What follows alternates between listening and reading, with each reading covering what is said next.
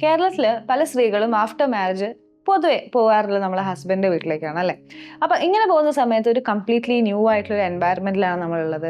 New ആയിട്ടുള്ള ആൾക്കാരായിരിക്കാം, പുതിയ expectations ആയിരിക്കാം, പുതിയ ചിട്ടകളായിരിക്കാം. പക്ഷെ ഈ ഒരു സിറ്റുവേഷനിൽ പലപ്പോഴും ആൾക്കാർ ഏറ്റവും കൺഫ്യൂസിംഗ് ആയിട്ട് പറയുന്ന ഒരു കാര്യമുള്ള ഒരു റിലേഷൻഷിപ്പാണ് അവരുടെ അമ്മായിയമ്മ അല്ലെങ്കിൽ മദർ ഇൻ ലോ ആയിട്ടുള്ള റിലേഷൻഷിപ്പ്. അമ്മായിയമ്മ പോലും എന്ന് പറയുന്നത് ജസ്റ്റ് ആ ഒരു വ്യക്തിനെ മാത്രം ബാധിക്കുന്ന ഒരു കാര്യമല്ല. ആ വീട്ടിലുണ്ടാവുന്ന എൻവയറമെന്റ്, നമ്മളെ ഹസ്ബൻഡ് ആയിട്ടുള്ള കണക്ഷൻ, അല്ലെങ്കിൽ അവിടെ ഉണ്ടാവുന്ന എല്ലാ കാര്യങ്ങളെയും നമ്മളെ ടോട്ടൽ ഒരു സിസ്റ്റത്തിനെ തന്നെ ഒരു ബുദ്ധിമുട്ടിലേക്ക് കൊണ്ടുപോകുന്ന ഒരു കാര്യമാണ് ഈ ഒരു കോൺഫ്ലിക്റ്റ്, നമ്മളുടെ മദർ ഇൻ ലോ ആയിട്ടുള്ള കോൺഫ്ലിക്റ്റ്. ഇന്നത്തെ വീഡിയോ നമ്മൾ പറയാൻ പോകുന്നത് ആരാണ് ശരി അല്ലെങ്കിൽ ആരാണ് തെറ്റ് എന്നുള്ളതല്ല. ഇങ്ങനൊരു സിറ്റുവേഷൻ വരുന്ന സമയത്ത് നമുക്കത് എങ്ങനെ മനസ്സിലാക്കാം, എങ്ങനെ അത് ഡീൽ ചെയ്യാമുള്ളതിനെ കുറിച്ചാണ്. പലപ്പോഴും നമ്മൾ കല്യാണം കഴിഞ്ഞ് നമ്മളുടെ പാർട്ട്ണറിന്റെ വീട്ടിലേക്ക് പോകുന്ന സമയത്ത് അവിടെ കംപ്ലീറ്റ്ലി ഡിഫറെൻ്റ് ആയിട്ടുള്ള ഡൈനാമിക്സ് ആയിരിക്കും അല്ലേ. അവിടെ ഒരു ഡിഫറെൻറ്റ് റുട്ടീൻ ഉണ്ടാവും, അവിടെ വേറെ ടൈപ്പ് ഓഫ് കമ്മ്യൂണിക്കേഷൻ ആയിരിക്കും, ചിലപ്പോൾ ഫുഡിലുള്ള ഡിഫറൻസ് ഉണ്ടാവും. അങ്ങനെ പല ഡിഫറൻസസും നമ്മൾ തമ്മിലുണ്ടാവും. പലപ്പോഴും ആൾക്കാർക്ക് ഉണ്ടാകുന്ന ഒരു ഇഷ്യൂ എന്ന് പറയുന്നത് അൺറിയലിസ്റ്റിക് ആയിട്ടുള്ള എക്സ്പെക്ടേഷൻസ് വെച്ച് അങ്ങോട്ട് പോകാന്നുള്ളതാണ്. അതായത് എന്നെ ഇങ്ങനെ ട്രീറ്റ് ചെയ്യും, ഇങ്ങനെ ആയിരിക്കും എന്നെ അക്സെപ്റ്റ് ചെയ്യുന്നത് എന്നുള്ള രീതിയിൽ ഒരുപാട് അൺറിയലിസ്റ്റിക് ആയിട്ടുള്ള എക്സ്പെക്ടേഷൻസ് വെക്കും.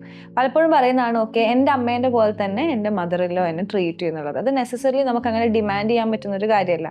നമ്മൾ മനസ്സിലാക്കേണ്ട കാര്യം എന്ന് വെച്ചിട്ടുണ്ടെങ്കിൽ, ഇപ്പം നമ്മളുടെ അമ്മയുടെ അടുത്ത് നമ്മൾ എങ്ങനെയാണ് പരിചയപ്പെടുന്നത്, നമ്മൾ ജനിച്ചൊരു സമയം തൊട്ട് അല്ലെങ്കിൽ ഒരു ഏജ് തൊട്ട് നമ്മൾ അവരുടെ കൂടെ ഉണ്ടാവും, അവരുടെ കുട്ടിയായിട്ട് നമ്മൾ ആ relationship over the time build ചെയ്ത് കൊണ്ടുവന്ന സാധനമാണ്.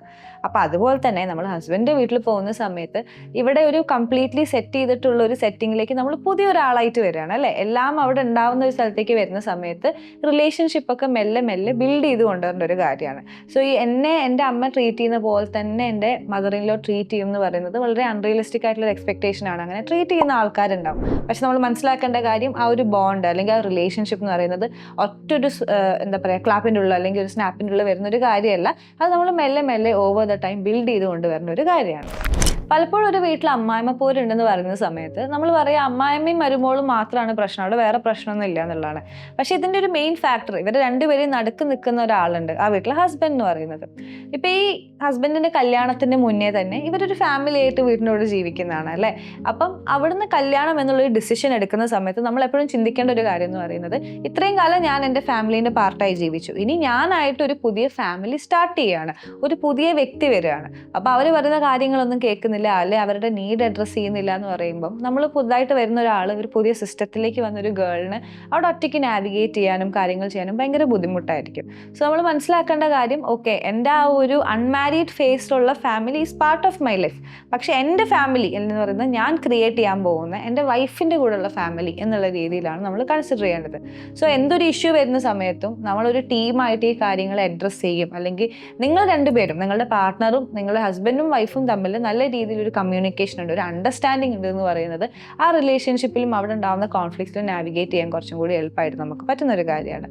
പിന്നെ നമ്മളെപ്പോഴും ഹസ്ബൻഡിൻ്റെ അടുത്ത് പറയാണ്, ഓക്കെ ഇങ്ങനെ ഒരു പ്രശ്നമുണ്ട് അല്ലെങ്കിൽ ഇങ്ങനെ ഒരു കാര്യമുണ്ട്, അപ്പോൾ നിൻ്റെ അമ്മ എപ്പോഴും ഇങ്ങനെ ചെയ്യുന്നത്, അല്ലെങ്കിൽ നിങ്ങളുടെ അമ്മ എപ്പോഴും എൻ്റെ അടുത്ത് ഇങ്ങനെയാണെന്നുള്ള ബ്ലെയിം എന്നുള്ള രീതിയിൽ സംസാരിക്കാതെ, ലൈക്ക് എനിക്ക് ഇങ്ങനത്തെ ഇഷ്യൂസൊക്കെ ഫീൽ ചെയ്യുന്നുണ്ട് അല്ലെങ്കിൽ ഇങ്ങനത്തെ കാര്യങ്ങളാണ് ഒരു ബുദ്ധിമുട്ടായിട്ട് ഫീൽ ചെയ്യുന്നത്, നമുക്കിതെങ്ങനെ ഒരുമിച്ച് ഡീൽ ചെയ്യാൻ പറ്റും. സോ അവിടെ നമ്മൾ എന്താ ചെയ്യുന്നത്, ആ ഒരു കോൺഫ്ലിക്റ്റിനെ അത് നീ മാത്രം ഡീൽ ചെയ്യേണ്ട കാര്യമാണെന്ന് പോയിന്റ് ചെയ്യല്ല, നമ്മൾ രണ്ടുപേരും ആസ് എ ടീം നമ്മൾ ഇതെങ്ങനെ ഡീൽ ചെയ്യുന്നു അല്ലെങ്കിൽ ഇങ്ങനെ ഇതിലൂടെ നാവിഗേറ്റ് ചെയ്യാമെന്ന് നമുക്കതിൽ ഒരുമിച്ച് ചെയ്യാൻ പറ്റുന്ന ഒരു കാര്യമായിട്ട് മാറ്റണം.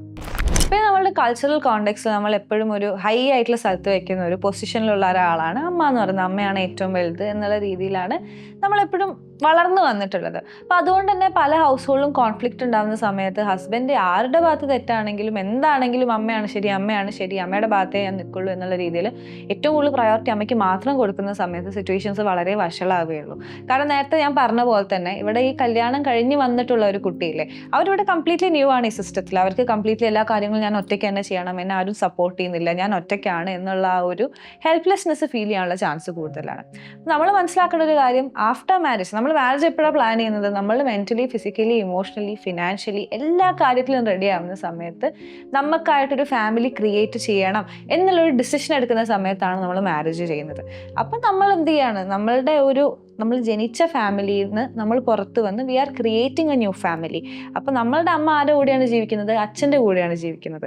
അപ്പോൾ അമ്മയുടെ പ്രയോറിറ്റി, അച്ഛൻ്റെ priority should be each of them. അവർ തമ്മിലാണ് പ്രയോറിറ്റൈസ് ചെയ്യേണ്ടത്. അതേപോലെ തന്നെ എനിക്ക് വൈഫ് ഉണ്ടാകുന്ന സമയത്ത് she should be my priority. അല്ലെങ്കിൽ ആൾക്ക് ഉണ്ടാകുന്ന ഇഷ്യൂസ് ഞാനും കൂടി ആളെ ഹെൽപ്പ് ചെയ്യണം, നമ്മളൊരു ടീമാണ് എന്നുള്ള ആ ഒരു കളക്റ്റീവ് ഫീലിംഗ് അവിടെ കൊണ്ടുവരേണ്ടത് വളരെ ഇമ്പോർട്ടൻ്റ് ആണ്. അല്ലാത്ത പക്ഷം ഈ ഒരു കോൺഫ്ലിക്റ്റ് എന്ന് പറയുന്നത് ഒരു നെവർ എൻഡിങ് ആയിട്ടുള്ള പ്രോസസ്സായിട്ട് മുന്നോട്ട് പോകാനുള്ള സാധ്യത കൂടുതലാണ്.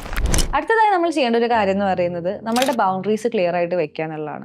പലപ്പോഴും കല്യാണം കഴിഞ്ഞ ആ ഹൗസിലേക്ക് പോകുന്ന സമയത്ത് കണ്ടിട്ടുണ്ട്, വളരെ പെർഫോമേറ്റീവായിട്ട് നമ്മൾ ചെയ്യാത്ത പല കാര്യങ്ങളും ചെയ്യുന്നു. ഇപ്പം കുറച്ചൊരു 8 മണി 10 മണിക്കൊക്കെ എണീക്കുന്ന ആളാണെങ്കിൽ അവിടെ എത്തുമ്പോഴത്തേക്ക് 6 മണിക്ക് എണീക്കുന്നു, കുറേ കാര്യങ്ങൾ ചെയ്യുന്നു. So we are trying to impress the other person. അവർ നമ്മൾ ആദ്യം ഒരു ഫസ്റ്റ് മന്ത് ഇങ്ങനെ കണ്ടിട്ട് പിന്നെ ചേഞ്ച് വരുമ്പോൾ അവർക്കത് ഡിസ്ട്രപ്റ്റീവ് ആയിട്ട് തോന്നും. അപ്പോൾ നമ്മൾ എന്താണ്, നമ്മുടെ ട്രൂ സെൽഫ് എന്താണ് എന്നുള്ളത് അവിടെ കാണിക്കാനായിട്ട് മാക്സിമം ട്രൈ ചെയ്യുക. അത് പെട്ടെന്ന് തന്നെ അവർക്ക് അക്സെപ്റ്റ് ചെയ്യാൻ പറ്റുന്ന ഒരു കാര്യമായിരിക്കും.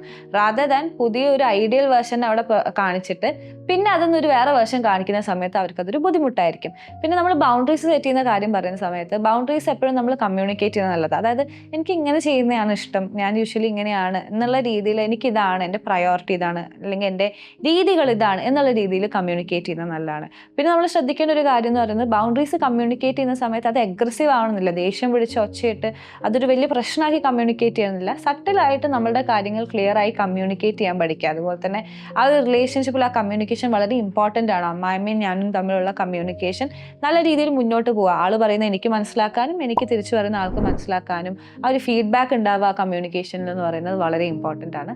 So it is very important to have proper boundaries. നിങ്ങളുടെ റിലേഷൻഷിപ്പ് എത്രത്തോളം ഹെൽത്തി ആണെന്ന് മനസ്സിലാക്കാനായിട്ട് നമ്മളുടെ ടീം ഓഫ് സൈക്കോളജിസ്റ്റ് ഒരു റിലേഷൻഷിപ്പ് അസസ്മെൻറ്റ് ഫോം തയ്യാറാക്കിയിട്ടുണ്ട്. അതിൻ്റെ ലിങ്ക് നമ്മൾ ഡിസ്ക്രിപ്ഷൻ ബോക്സിൽ കൊടുക്കുന്നതായിരിക്കും. You can check it out.